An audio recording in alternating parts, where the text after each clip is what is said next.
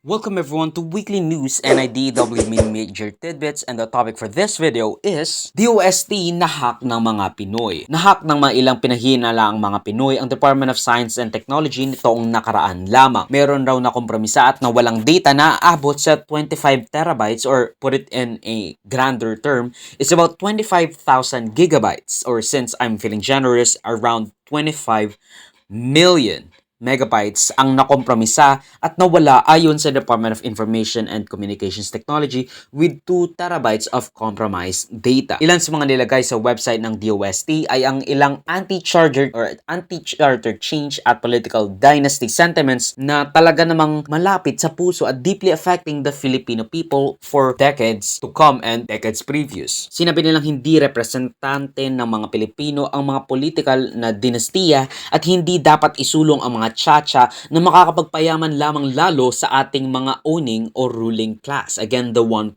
of the 1% of the 1%. Ang mga nagpapayaman gamit ang pera ng taong bayan. Ginagamit yung kanilang leverage as, or at least yung economic and most notably and kind of eerily, political leverage nila para mas lalo pang yumaman. More specifically, ito yung sinabi nila. The site is seized by the Filipino people. Political dynasties and their oligarch allies does not represent the interest of the 99% of Filipino people. These crooks that continue to manipulate us by keeping their personal and petty interests.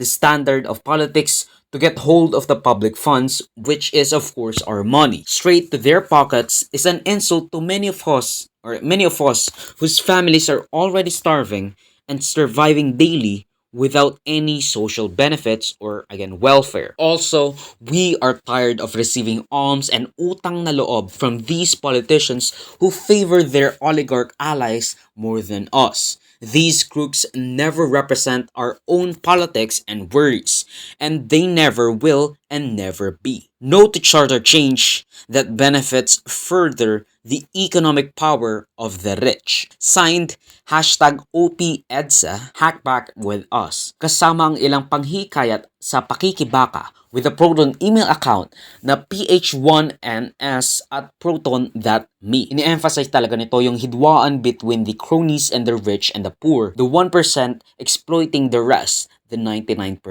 of the Filipino people. Funny thing about this is that news websites don't really tell much about what's inside and what's the cost, diba? I mean, what's the motive behind this hack? Sinasabi lang nila na hack siya, hinak ang DOST. This is tantamount to terrorism. Pero again, I'm not saying that, pero hindi na sinabi. Pero you know that prospects. Malay nyo, ako yan, diba? Kasi IT ako. Pero I'm not competent enough to deal with that, although of course, I'm always willing to learn. Nahack rin nga pala yung Facebook page ng Philippine Coast Guard, but with a less than honorable pursuit of sharing copyrighted material and movies and all that stuff from TikTok. Ang video clip na ito ay galing sa aking series ng News Item Review Recap. Check the entire videos for the complete weekly news recap and subscribe to the channel to be kept up to date sa mga local at global news na I'll make sure would be interesting to you particularly.